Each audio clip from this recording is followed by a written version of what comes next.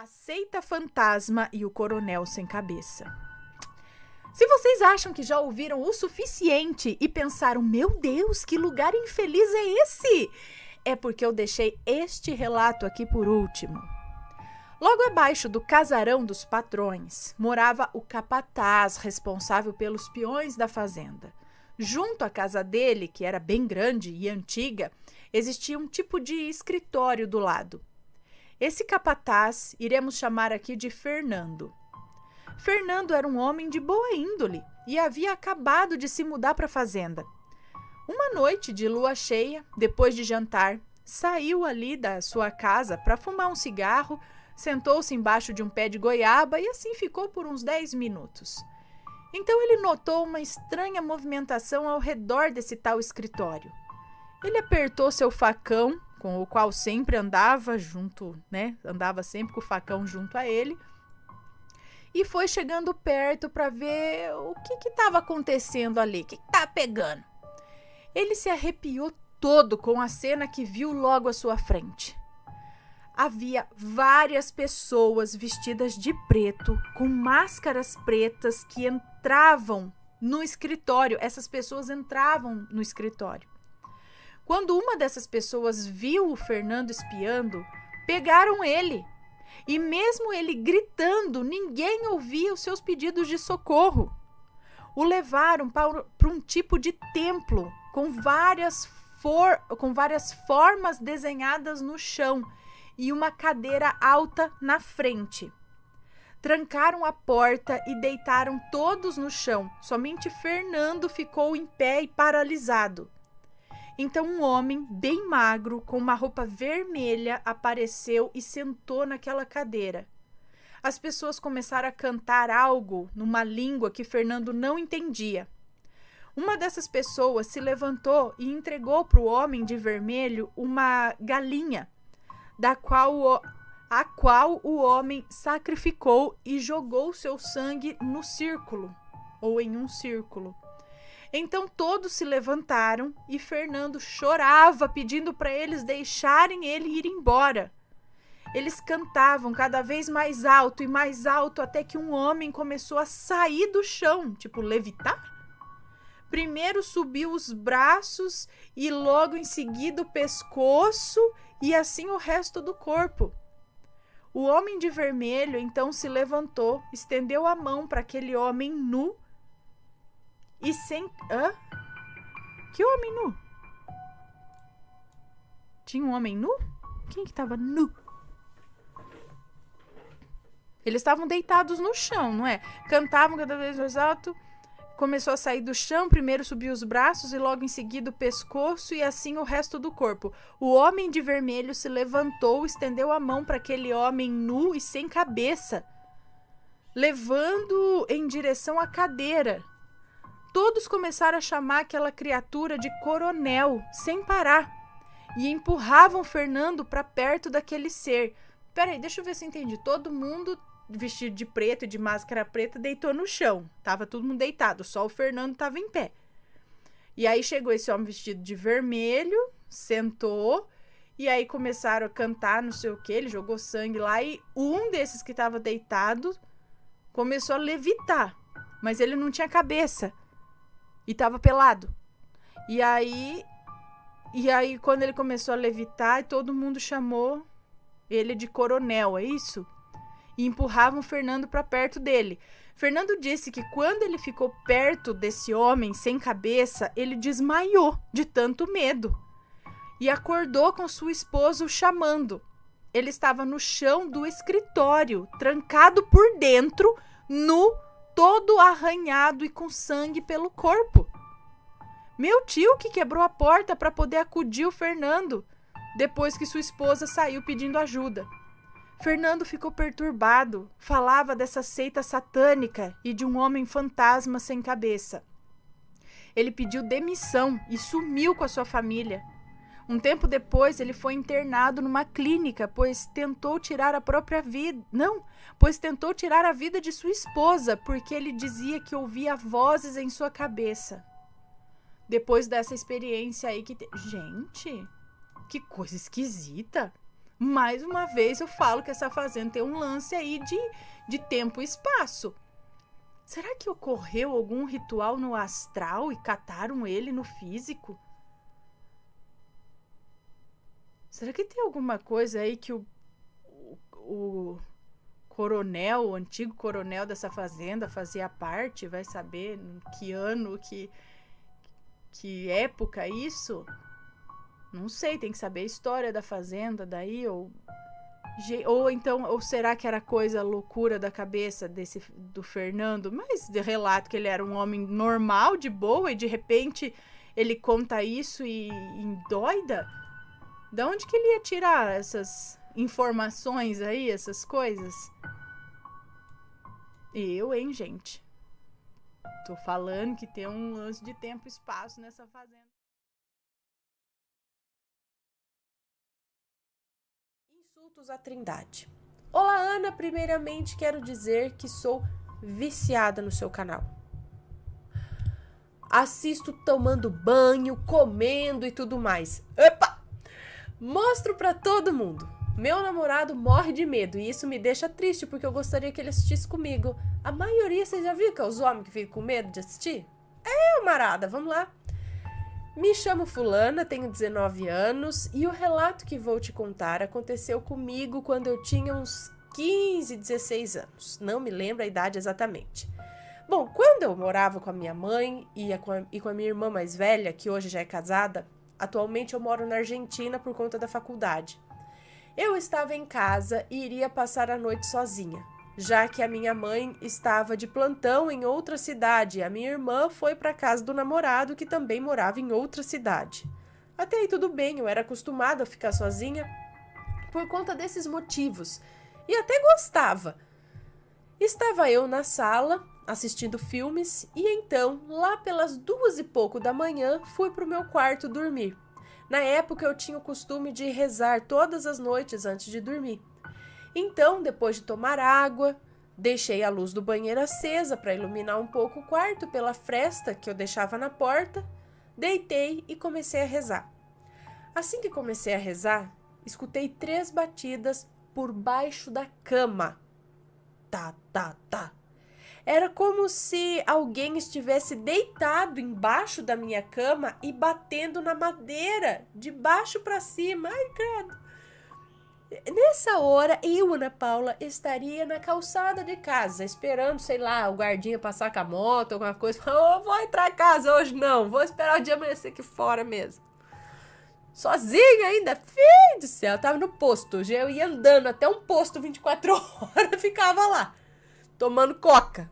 Não, também porque eu não ia nem voltar pra pegar dinheiro, eu ia ficar só lá. Gente do céu. Voltando ao relato. Então parecia que tinha alguém embaixo batendo na madeira, embaixo da cama. Eu então parei de rezar, coloquei minha atenção no barulho e nada. Silêncio total. A não ser pelo ventilador que estava ligado. Comecei novamente a rezar e exatamente o mesmo barulho se repetiu. 3 batidas. Eu conseguia ter a sensação das batidas. Eu levantei, acendi a luz, levantei o colchão e não tinha nada, apenas umas caixas de sapatos. Apaguei a luz, voltei para a cama e fui rezar novamente. E assim que comecei a rezar, adivinha? O barulho novamente, exatamente o mesmo. Eu então, mais uma vez, levantei, acendi a luz e olhei embaixo da cama. Cheguei a pensar que o vento do ventilador podia estar batendo em alguma coisa que estava ali embaixo da cama, mas nada poderia fazer barulho. Até porque nada chegava a encostar nas madeiras da cama. Virei o ventilador para o outro lado e deitei novamente. Comecei a rezar e o barulho se repetiu. 3 batidas, no mesmo ritmo das primeiras. Eu então levantei, peguei meu celular, acendi todas as luzes da casa, fui para a sala, liguei a TV e mandei mensagens para minha mãe, contando o que tinha acontecido. Ela disse para eu rezar bastante e que também iria rezar lá. Então eu rezei na sala, esperei um pouco, voltei para o quarto e dormi. Eu não voltar mais nem a pau dormir pro quarto. O barulho não se repetiu. Eu não sei exatamente o que pode ser isso, mas acredito que tenha sido insultos à Trindade, o Pai, o Filho e o Espírito Santo. Até porque acontecia sempre que eu começava a rezar. Tenho outros relatos que aconteceram com a minha família e contarei em outra oportunidade. Um beijo e fiquem com Deus. Um beijo pra você, corajosa, porque olha, não ficava ali mais nem a pau. Cara! Gente, que coisa! Vou estar zombeteando lá. Poxa, deixa eu rezar. Vai batucar embaixo da cama. Ah, batucar no outro lugar.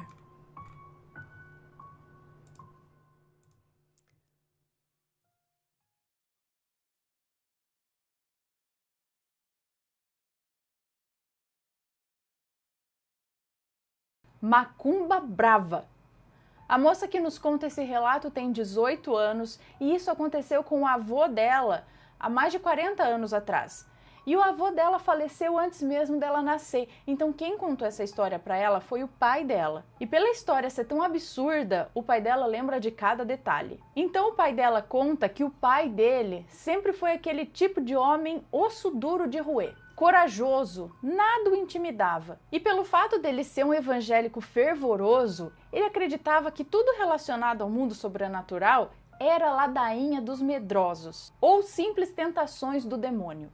Ela conta que o pai dela e o avô, eles moravam numa casinha numa cidade do interior de São Paulo. E o avô dela era apaixonado por pássaros. Então ele tinha várias espécies de pássaros, tudo espalhado lá pela casa dele. Certo dia, um vizinho que tinha ali perto, que eles até nem mantinham muito contato, por algum motivo foi até a casa do avô dela e ficou encantado com um casal de passarinhos que o avô dela cuidava com todo carinho ali na varanda da casa. E o tal vizinho, completamente fissurado naqueles passarinhos, insistia para que o avô dela desse um dos dois para ele. Mas o avô disse que não poderia dar o passarinho para ele, porque além dele ter um carinho muito especial com aqueles pássaros, era um casalzinho, e ele não podia separar o casalzinho ali de passarinhos. E o vizinho, com tanta insistência, disse então que compraria o casal de passarinhos e perguntou quanto que era. Ele pagaria pelo pássaro, só queria saber a quantia. E novamente, com muita educação, o avô dela recusou e disse que eles não estavam à venda. Porém, aquele homem estava determinado e não ia deixar isso para trás. O cara queria os passarinhos. E após muita insistência, o avô dela acabou cedendo e falou que ele poderia escolher um dos pássaros, já que ele queria tanto. O pai da moça que nos conta esse relato, então, disse que o homem foi direto no pássaro que parecia que estava com o pezinho quebrado, ou machucadinho ali, e saiu de lá feliz da vida com o passarinho. E não voltou mais, pelo menos pelos próximos dias.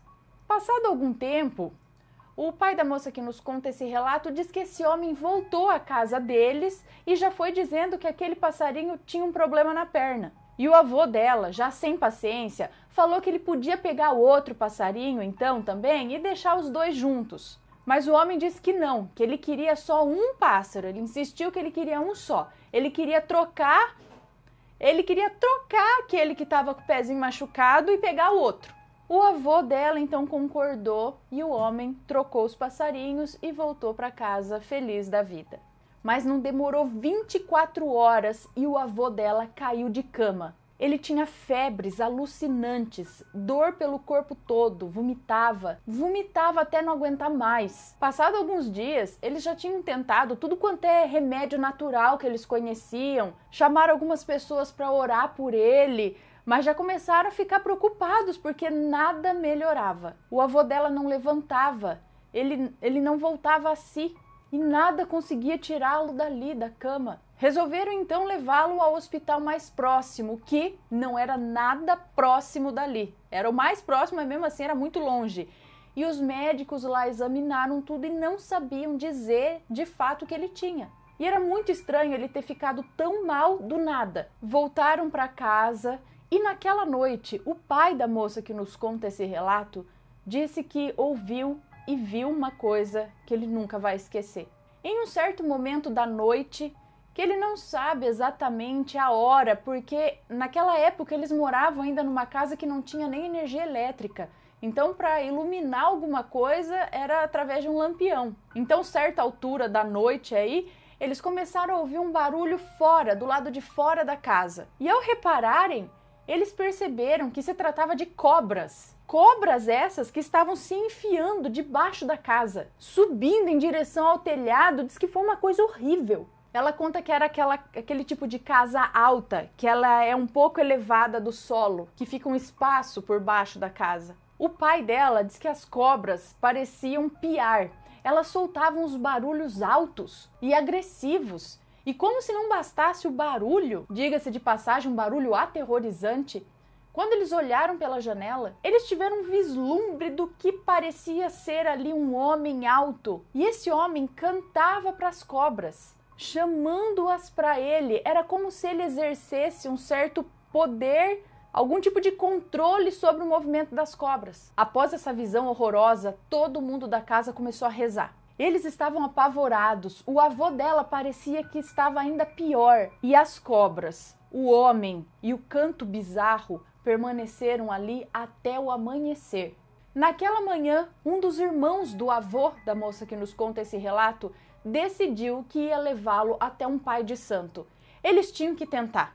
O pai de santo morava ali na região e de cara, assim que atendeu o avô da moça que nos conta esse relato, ele já se deu conta do que estava acontecendo. O pai de santo levou o avô dela para uma sala e ficou sozinho com ele lá por cerca de 1 hora. E após retornar, o pai de santo disse ao irmão do avô dela e ao pai dela que se eles tivessem demorado um pouquinho mais, se eles não tivessem levado ele lá naquele dia, ele não sobreviveria até o dia seguinte. Disse que tinham feito um trabalho muito forte para ele, com a intenção puramente de causar a morte, que ele precisava de uns dias para se recuperar, mas que ele iria sobreviver. Mas que eles precisavam pegar o objeto onde foi feito esse trabalho e levar lá para ele, para o pai de santo, assim que possível. E eles retornaram para casa e o avô dela começou a acordar. Ele estava muito fraco e não se lembrava de praticamente nada. Demorou alguns dias, mas ele começou a conseguir se levantar e estava melhorando. Foi voltando ao normal. Eles sacaram na hora que aquele homem que tinha pego o pássaro, pegou o primeiro pássaro, levou, depois trouxe de volta para ficar com o avô dela, mas utilizou o pássaro para fazer algo terrível para o avô dela. Então pegaram o passarinho e levaram até o pai de santo. E o pai de santo disse que ia dar um jeito. E que tudo que aquele homem tinha feito para prejudicar o avô dela iria voltar muito pior para ele. E aquele vizinho nunca mais foi visto. Algumas pessoas disseram que ele se mudou. Outros disseram que ele morreu. Mas ninguém soube de fato o que aconteceu com ele. Já o avô dela, que nunca aprovou esse negócio de espiritismo, afinal ele era evangélico fervoroso, de início ele não gostou muito da história que levaram ele no pai de santo, mas ficou extremamente grato àquele homem por tê-lo salvo.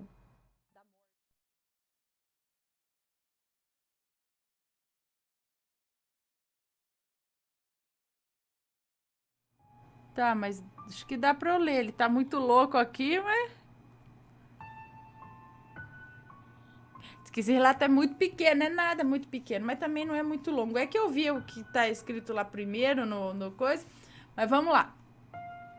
Então, o contato com a energia maligna por acidente e a cicatriz espiritual que dói com o amor e com o ódio. Vivendo o milagre mesmo cético. É só isso o título do relato dele, tá? Então vamos lá. Oi, Ana e Matheus, um grande abraço.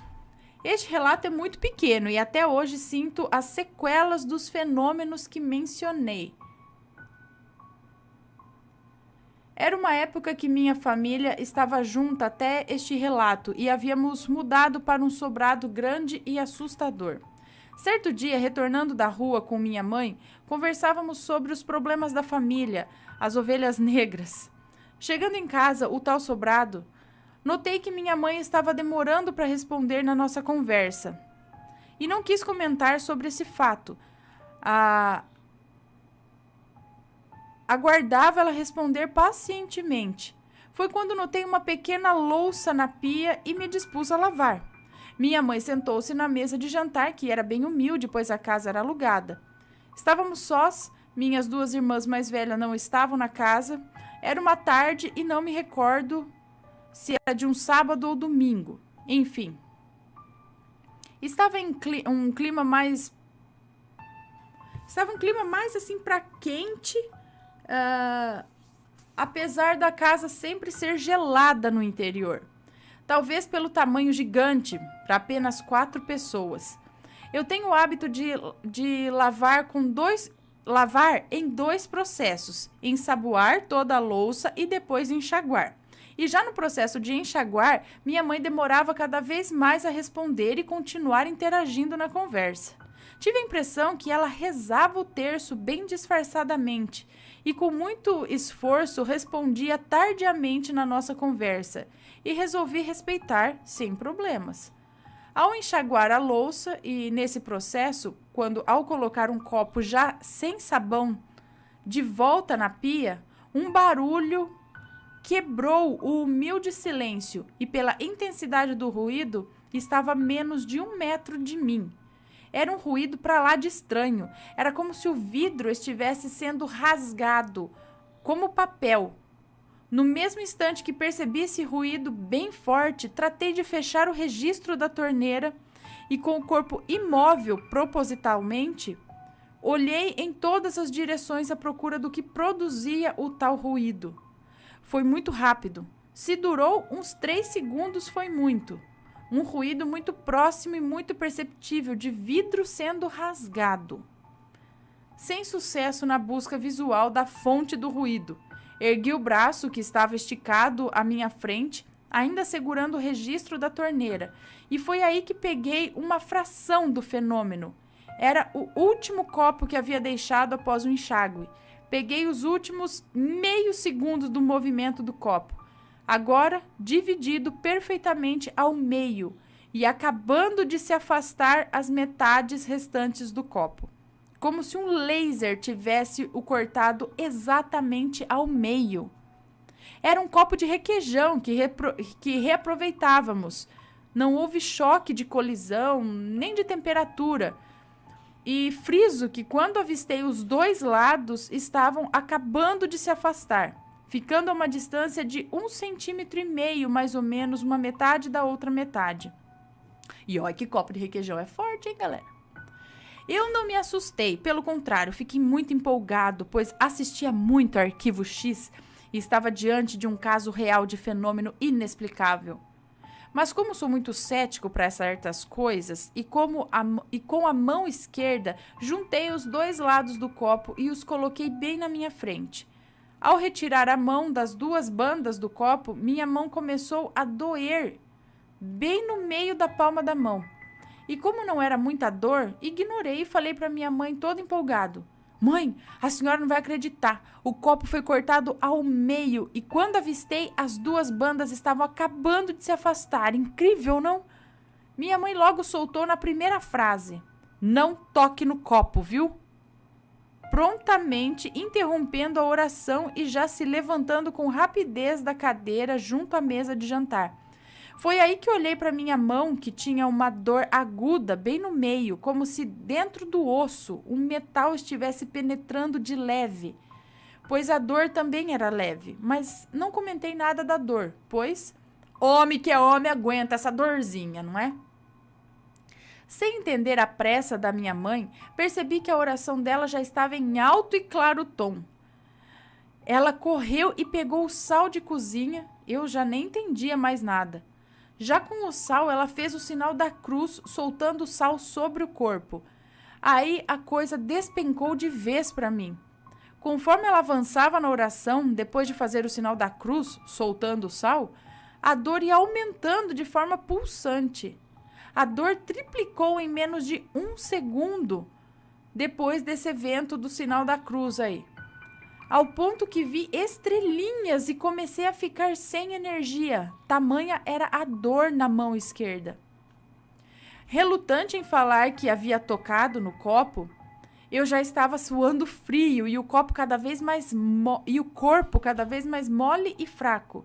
A sensação era de que parecia que tinha enchido a cara e sentia como se o mundo estivesse girando levemente. Já a dor continuava aumentando conforme minha mãe continuava a rezar. Eu, relutante, pensava: eu aguento, eu consigo, mais um pouco e ela vai terminar. E nada da oração acabar. Foi aí que percebi que ela iria concluir todo o terço e estava apenas no terceiro mistério. Foi um choque para mim perceber isso.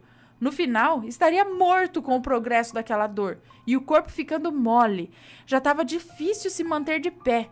Pacientemente fui sentar na cadeira na esperança dela acabar a oração e tudo normalizar. Recostei a cabeça na mesa e, sem perceber, perdi a consciência por alguns segundos. Mas tive a impressão que ela havia reiniciado a oração. Mal conseguia me firmar de pé, tentando ver o que ela tanto rezava. E pensei: será que ia também ler a Bíblia? Mas que coisa, viu? Com muita dificuldade, a mão doía tanto que latejava, enquanto a mão direita já estava começando a doer, como começou a doer a mão esquerda. Sentia que minha energia vital saía pela mão esquerda e começara a sair também pela mão direita. Já quase desmaiando, consegui chegar próximo de minha mãe e soltei: mãe, para, por favor. Para de rezar agora mesmo. Para, por favor, que tá me machucando. Para. Minha mãe, incrédula, pôs a mão na cabeça e falou com um tom afobada: o que tá acontecendo, hein? Foi aí que falei de ter tocado no copo antes dela ter avisado. Sua expressão de decepção e indignação eram evidentes. Ficou um instante em silêncio e falou para mim: embaixo da pia há uma garrafa PET verde, pega ela. Confesso que nunca notei a existência daquela garrafa. Mesmo eu ajudando nas tarefas, jamais tinha visto a tal garrafa antes. Quando estava com a garrafa em mãos, sentia que era aquela água benta.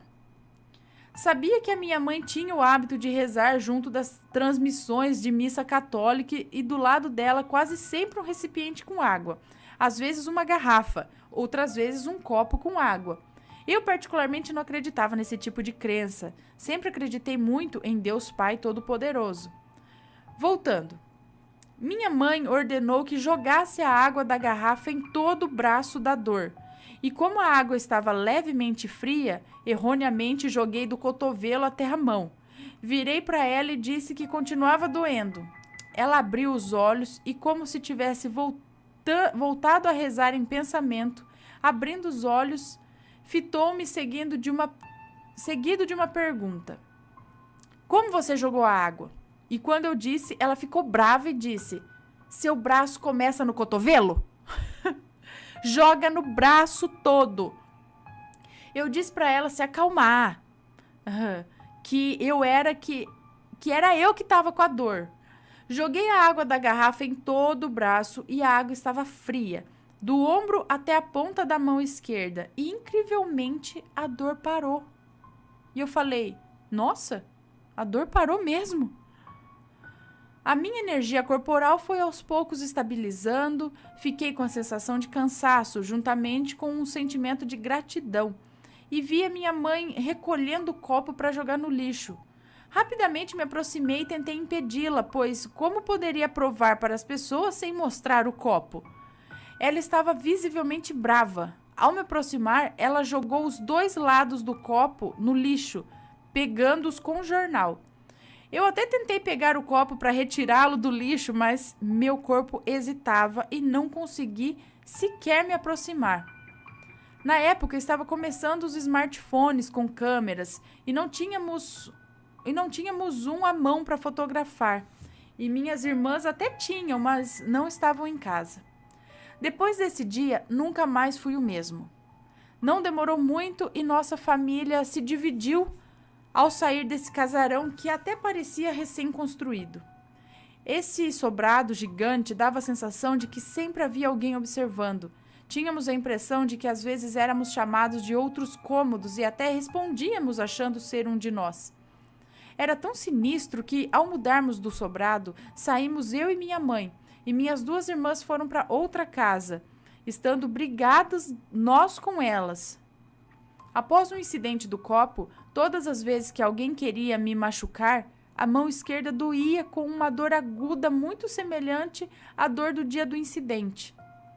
Estranhamente, quando uma mulher sente amor por mim, minha mão direita dói com a mesma intensidade. Eu posso perceber o perigo caso venha a me afetar, pois a mão esquerda começa a doer muito. Com o passar do tempo, percebi que nem todos os eventos afetam minha mão esquerda para alertar do perigo. Tem que haver uma espécie de elo entre eu e o perigo. Uma análise mais profunda revelou algo apavorante.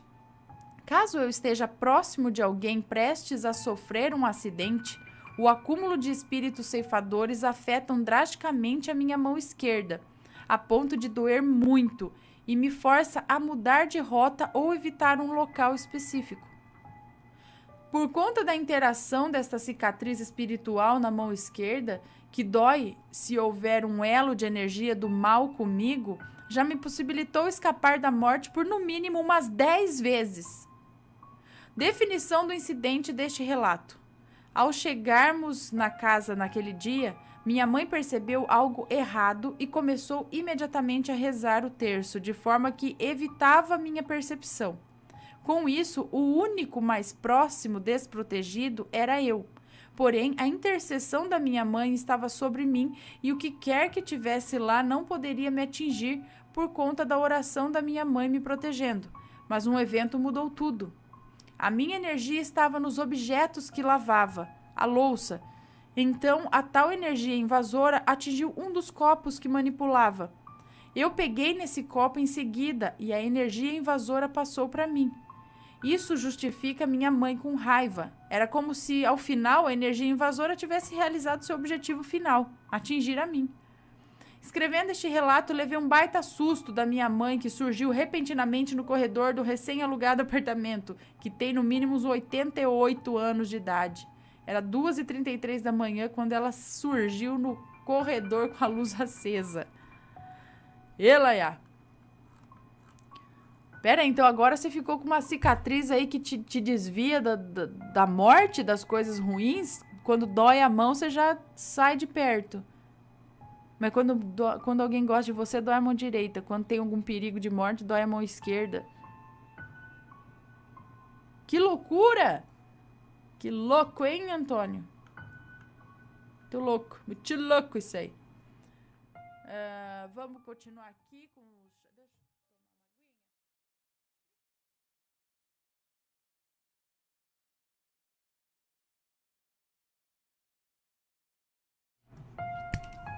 O diabo veio me buscar. Ai, credo.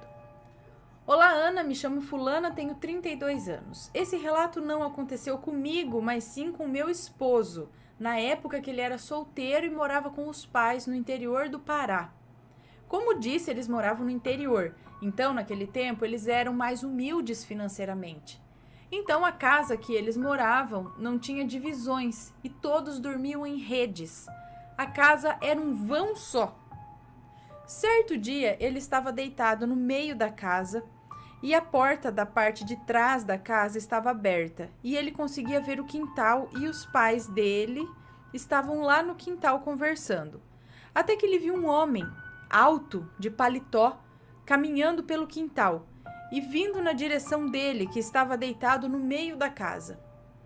Aquele homem parou em pé perto dele e disse: "Você sabe quem eu sou?" E ele disse: "Não."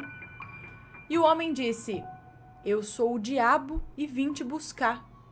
Simples assim? Tipo, eu sou o diabo e vim te buscar. Falei: "Pois vai embora sozinho que eu não vou com ninguém não."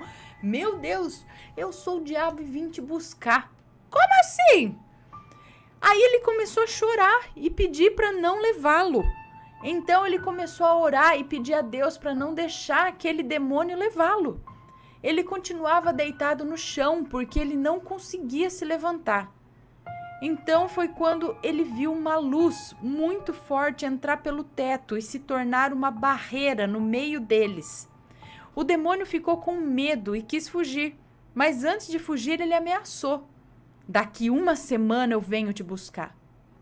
Passado 1 semana, ele não lembrava mais o ocorrido. Então, como todos eram evangélicos, ele estava trabalhando em uma obra na construção de uma casa pastoral da igreja.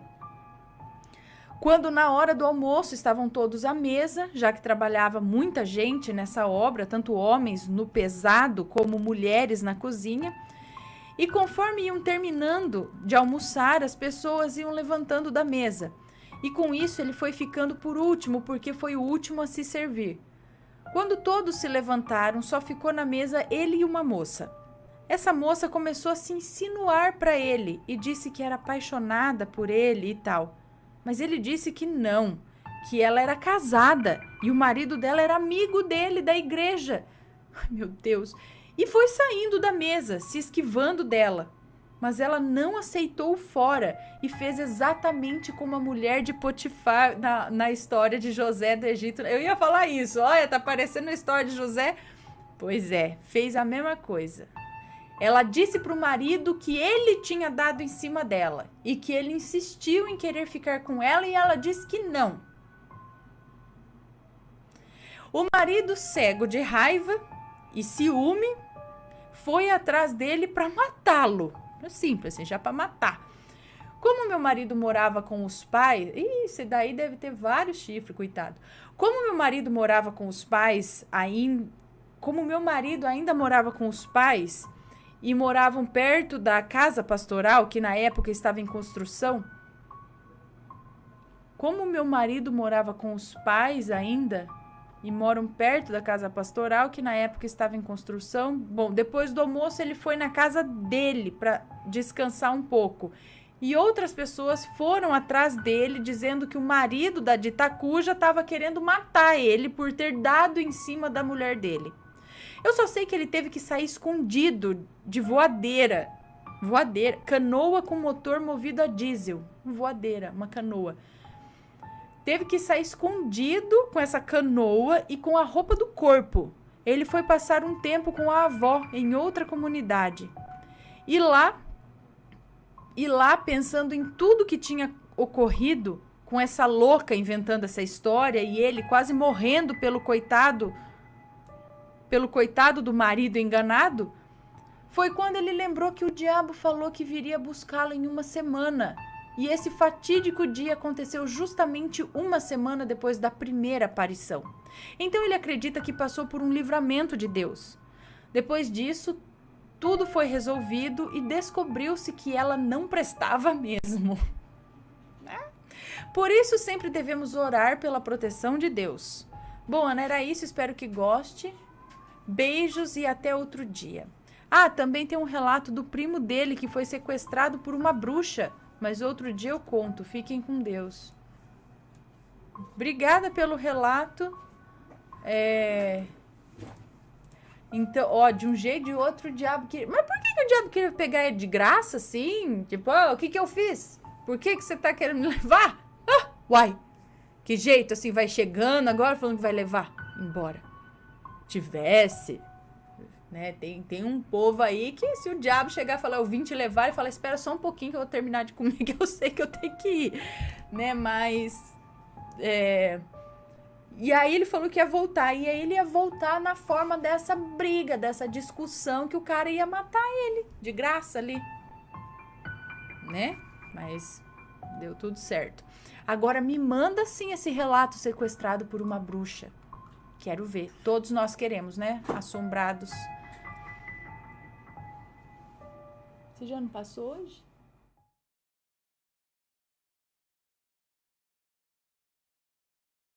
O moço que nos conta esse relato diz que isso não aconteceu com ele, e sim com o tio avô dele. Isso tudo aconteceu antes mesmo do pai dele nascer. O avô dele tinha um irmão que foi destinado a ser padre desde pequeno. Tudo por causa de uma promessa, porque antigamente eles tinham disso, sabe? De prometer que, se tudo der certo, o filho vai virar padre. Promete que se eu engravidar, se for homem, vai ser padre. A pessoa promete para o outro cumprir. Beleza de promessa essa, né? Eu prometo que se fizer tal coisa, o Matheus vai de joelho daqui até Barretos. Tá bom já, né, Barretos? Naquela época as pessoas prometiam isso por, às vezes, algum problema de fertilidade e tal. Como não tinha muito, assim, a medicina ou recursos, então eles iam pelo lado da fé. E esse tio-avô dele foi prometido a ser padre. Bom, o tio-avô dele cresceu e se tornou mesmo um padre. Mas ele não se tornou um padre comum, apenas um padre. Ele se tornou um padre exorcista. Então, além dele realizar trabalhos de exorcismos em pessoas, ele também exorcizava casas e casarões, lugares. Pois bem, um certo dia ele foi chamado para fazer um trabalho de exorcismo em uma casa. E como era de costume dele, ele trabalhava dessa forma. Ele ficava trancado dentro da casa em questão, sozinho, o dia inteiro, trabalhando lá, fazendo as orações, sei lá. A questão é que ele ia sempre sozinho. Embora dizem que o costume de você, quando você vai fazer um exorcismo de casa ou até de pessoa, você vá acompanhado, você nunca vai sozinho. Mas ele nunca levava ninguém com ele. Ele não sabe se, né, a família dele não sabe se ele fazia isso por medo de, se acontecer alguma coisa durante esse exorcismo, para não prejudicar outra pessoa, para não colocar outra pessoa em risco às vezes, se acontecer alguma coisa só com ele, ou talvez por orgulho mesmo, sei lá, só eu sei fazer e ninguém vai mais meter o dedo. Não sei. Nessa casa que ele estava exorcizando, o histórico, né, as pessoas reclamavam de que viam vultos, ouviam gemidos dentro da casa e passos pela casa, constante. Realmente aquela era uma casa assombrada. E lá estava ele para exorcizar essa casa. Mas o que aconteceu no dia seguinte que ele adentrou a casa para exorcizá-la fica sem explicação até hoje. Nem a polícia soube explicar o que aconteceu ali. O que aconteceu no dia seguinte? No dia seguinte, um rapaz que ia levar água e comida para o tio dele, que esse era o único momento em que o tio-avô, né?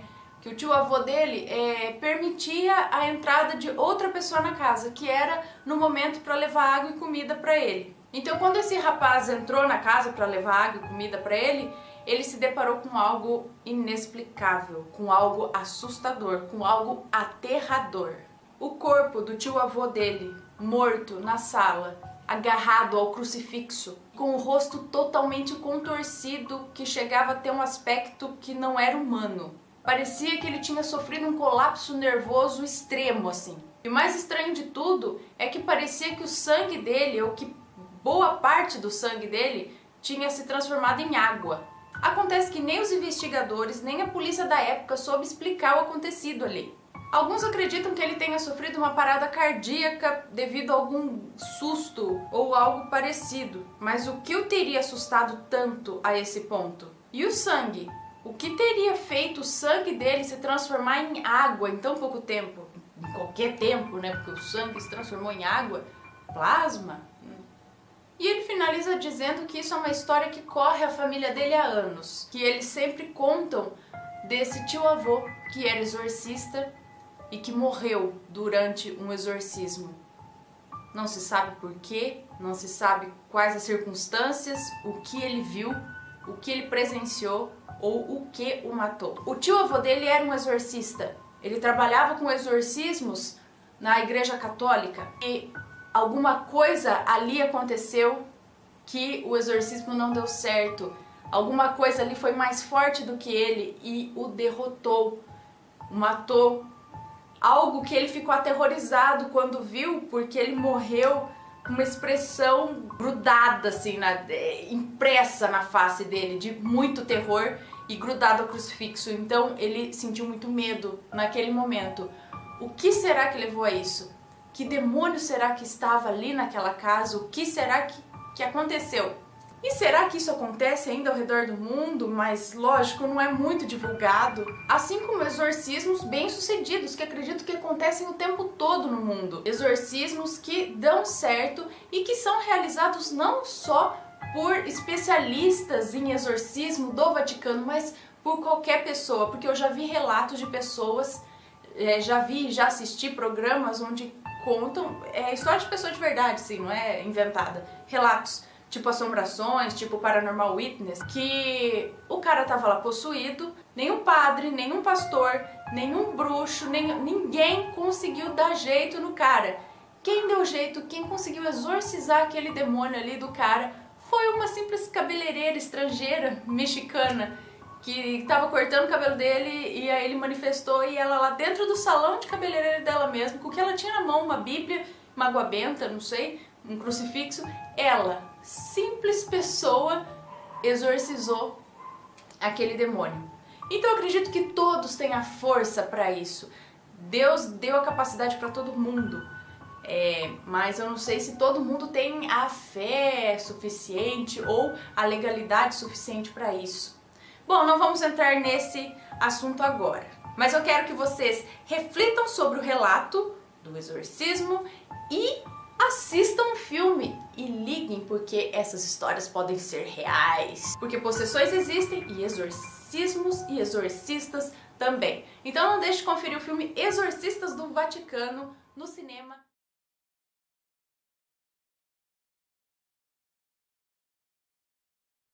Onde eu resolvo o problema? No psiquiatra ou no terreiro? Essa é uma grande dúvida que muitos devem ter. Vamos lá. Olá, Ana, você é minha companheira durante os meus afazeres domésticos. Até dou minha opinião no final dos relatos em voz alta, isso aí. Quem ouve de longe acha que eu tô conversando com alguém. Claro que tá conversando comigo, eu só não tô ouvindo na hora, mas... Bom, esse é o meu relato. E todos os nomes já estão trocados. Eu sou casada há 20 anos e me dou muito bem com meu marido, João. Eu costumo dizer que se ele não fosse meu marido, ele seria o meu amigo. Nós dois estávamos saindo de férias quando a minha cunhada, Maledite, irmã do João, me procurou pedindo para ficar na minha casa, dizendo que ela precisava de um lugar calmo para descansar. E ela, Maledite, dizia que estava muito cansada e com depressão. Ela sempre foi muito autodestrutiva e invejosa. Se ela me via com algo diferente, logo tentava pôr a mão no objeto e, Ana, o objeto ou quebrava ou eu perdia. Naquele dia, eu a achei muito estranha, com a aura escura. Eu disse que eu não a deixaria ir sozinha para minha casa. A segurei comigo, perguntei se ela queria almoçar, pois eu tinha acabado de colocar comida no meu prato, mas ela não aceitou. Eu estava na casa da minha comadre. A energia da Maledite estava tão pesada que eu acabei nem almoçando. Eu liguei para o meu marido, João, para a mãe deles, a Maria Catarina, pedi que eles fossem nos encontrar na casa da minha comadre. Assim que todos chegaram lá, nos deslocamos para minha casa. Assim que entramos em casa, a Maledite ficou sentada na ponta da mesa e sempre que alguém se aproximava da Maledite, ela arrastava a cadeira para o canto da sala. Lembre do local canto da sala. Eu e João queríamos levá-la ao psiquiatra, pois ela dizia que queria morrer. E a minha sogra, Maria Catarina, havia encontrado uma carta dela se despedindo e pedindo perdão pra gente por ter acabado com a própria vida. Ela já estava tramando.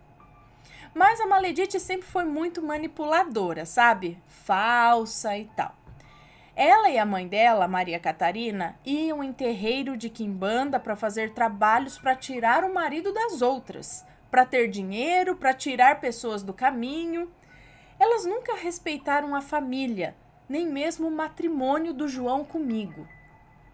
Chegaram ao cúmulo de colocar outra mulher apaixonada pelo João em almoços, viagens e comemorações em família, pois essa mulher era amiga de adolescência da Maledite e agia como ela. Fazia oferendas e pedidos egoístas a entidades maldosas. Não sei se são as entidades ou as pessoas, enfim. Sempre que havia algum problema, a Maledite e a Maria Catarina procuravam a mim e ao meu marido para resolver. E dessa vez não foi diferente. Consegui convencer a Maledite a ir ao psiquiatra. Lá, ela mentiu para o médico dizendo que estava bem. Na verdade, ela queria chamar a atenção. Mas eu a deixei sem alternativa e ela acabou indo à força até a clínica psiquiátrica. Mas a Maria Catarina tirou a atenção do João dentro da clínica falando de dinheiro e herança. E eu estava vendo que se a gente não resolvesse o problema da Maledite naquele dia, ela ia ficar nos perturbando durante as nossas tão merecidas férias. Eu acabei brigando com a Maledite e com a Maria Catarina na clínica, pois elas estavam se fazendo de sonsas e não davam atenção ao que o médico falava. Então chamei o psiquiatra no corredor da clínica mesmo e contei tudo o que estava acontecendo sobre a depressão, as tentativas, entre aspas, de suicídio e as mentiras de Maledite e pedi que ela fosse internada. Ela voltou a falar com o psiquiatra e ele a mandou voltar no dia seguinte para se internar. Claro que ela não voltou à clínica, né? Ao final do dia, todos nós saímos do hospital psiquiátrico e voltamos para minha casa. Já era passado da meia-noite e elas ainda estavam na minha casa, contando causos, rindo, como se nada tivesse acontecido. Nisso, perdi o meu primeiro dia de férias. E no dia seguinte, eu e meu marido iríamos viajar bem cedinho. Onde entra o sobrenatural? Bom, ficamos 20 dias fora, descansamos, nos divertimos muito. Quando retornamos, percebi que a minha casa estava meio escura, sombria. Lembra do canto onde a Maledite tinha ficado? Não estava recebendo sol, o que é estranho, pois é exatamente um dos pontos onde a minha casa recebe sol diariamente. O João e eu começamos a nos desentender. Os dias foram passando e chegou ao ponto de eu não suportar o cheiro dele, o som da respiração dele.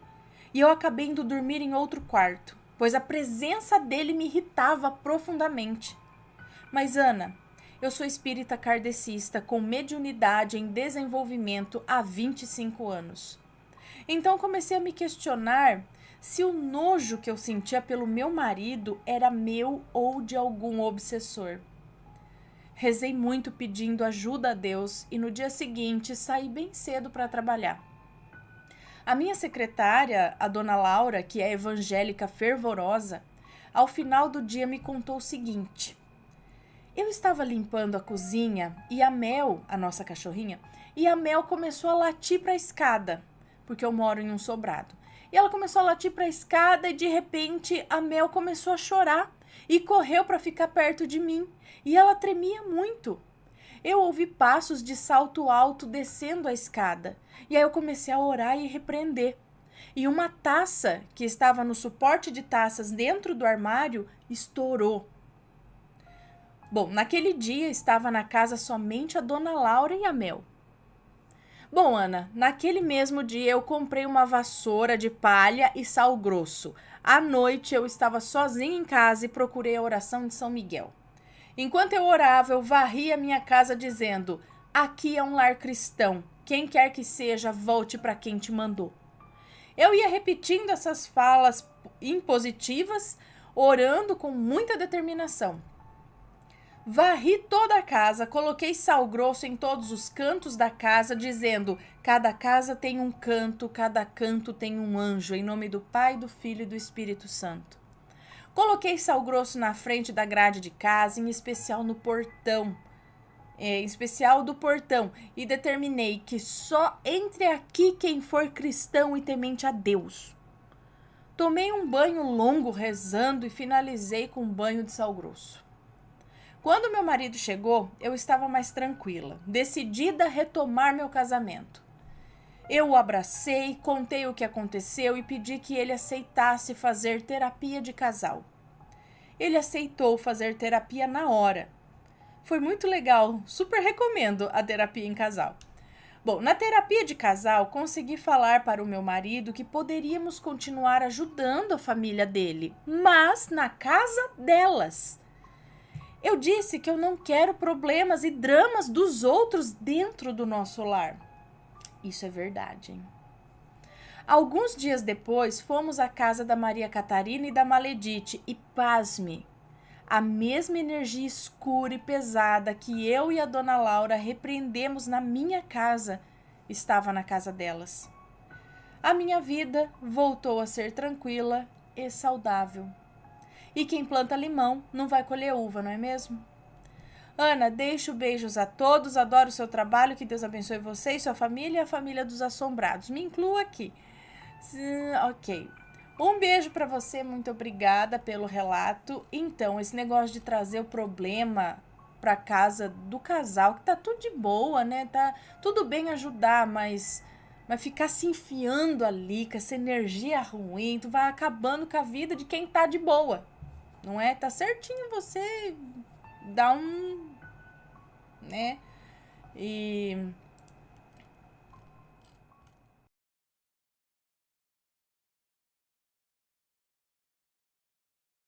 Então, relato 1, Os Gatos Protetores. É um relato recente. Sou paulistana da Zona Leste, tenho 70 anos, mas estudei e trabalhei em Botucatu e estava trabalhando na universidade lá de São Vicente, campus do Litoral Paulista. Estou aposentada há 2 anos e meio, em dezembro de 2009. Para o Natal, resolvi presentear com sabonete líquido com ervas de proteção, cristal e ônix. Mas cadê o ônix? Só encontrei um colar muito caro que dava dó desmanchar para tirar algumas pedras sem contar o preço. Em uma loja de produtos esotéricos, encontrei uma pulseira dentro de minhas posses, porém sempre a loja estava fechada. Certo dia, cansada de corrigir muitas provas, resolvi passar na lojinha por volta de 8 horas da noite. E não é que estava aberta? A dona, ao me ver, disse: só não te acontece mais coisas porque você tem muitas plantas em casa, mas você vai ter que ter um gato. Quase caí das pernas. Nunca tinha visto a senhora e como ela sabia que de fato brincavam comigo que eu tinha uma floresta amazônica em casa. Conversando com meu marido e filha, os mesmos foram terminantemente contra. Sempre tivéramos cães. Voltei e expliquei. Ela falou: você ainda vai ter um gato. Por enquanto, compre uma estátua de gato. Numa loja de presentes, encontrei uma estátua da deusa gata egípcia Bastet. Não sei como que eu falo o nome. Bastet. Bom, não sei. Linda. E lá fiquei com ela. Quando as aulas recomeçaram, no início de março, jogaram um filhote de gato no campus. Olha só, isso nunca tinha acontecido. O bichinho tinha todas as doenças possíveis. Pensei que não ia sobreviver. Mas com 1 mês de tratamento, tudo ok. 1 mês depois, jogaram outro gato, agora preto. Peguei o bichinho e os dois se deram muito bem. Cresceram e tudo numa boa. Agora tenho que voltar para 2002, quando fui morar em São Vicente, acho que é isso. 6 meses de residência, uma noite, estava assistindo televisão, era cedo, cerca de 8 horas da noite, quando olhei para a porta do apartamento e ela estava fechada. E entrou um senhor de aspecto nordestino, com camiseta branca, calça bege, e eu só vi até os joelhos. Ele flutuava. Eu não tive medo. Ele seguiu para um corredor e sumiu. Eu havia ido atrás e parecia efeito especial. Sumiu. Sem fumaça, sem desvanecer. Só desapareceu. Pá. Peguei meu terço e mandei ver. No dia seguinte, eu tinha uma reunião em Araraquara e não tive dúvida. Comprei na catedral medalhas de São Bento. Coloquei na porta de entrada e na do meu quarto. Por via das dúvidas, fui, como brinco com um colega, espanar a aura num centro kardecista. E quem estava lá? Meu visitante noturno. Não me aproximei dele, pois ouvi a conversa com a recepcionista. Ela disse: o irmão vai tomar passe? E ele respondeu: não, eu estou só de passagem. E foi se acomodar numa cadeira um pouco distante. Uma amiga distraiu minha atenção e quando voltei o olhar para o rapaz, cadê o dito cujo? Voltemos a 2010. Uma noite acordo, sempre de madrugada, não? Não tenho ideia da hora. Os 2 gatos estavam ao meu lado, perfilados. olhando para a sala como vigiando. Não tive dúvida. Terço de novo. Após a oração, os gatos relaxaram, deitaram e dormiram. Várias vezes fizeram isso. Não houve incensos ou orações que modificaram o comportamento dos bichanos. Após a aposentadoria, mudei-me para São Paulo e nunca mais os gatos tomaram atitude de defesa. Agora, o segundo relato, que é um relato mais antigo. Então, esse foi dos gatos. Olha, aquela mulher tinha dito mesmo que ela tinha que adotar um gato, que as plantas já ajudavam, um monte de planta em casa já ajudava as coisas ruins não chegarem até ela.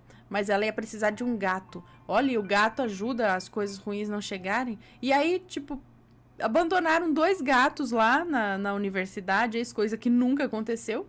Ela adotou os 2 e os 2 estavam lá, ó, de prontidão durante a noite. Que beleza. Marie, olha lá, Marie. E aí, tá gostando dos relatos? Então o que você acha de deixar um like aí no vídeo, hein? Gosta dos relatos? Deixa o seu like, mesmo que seja nos cortes.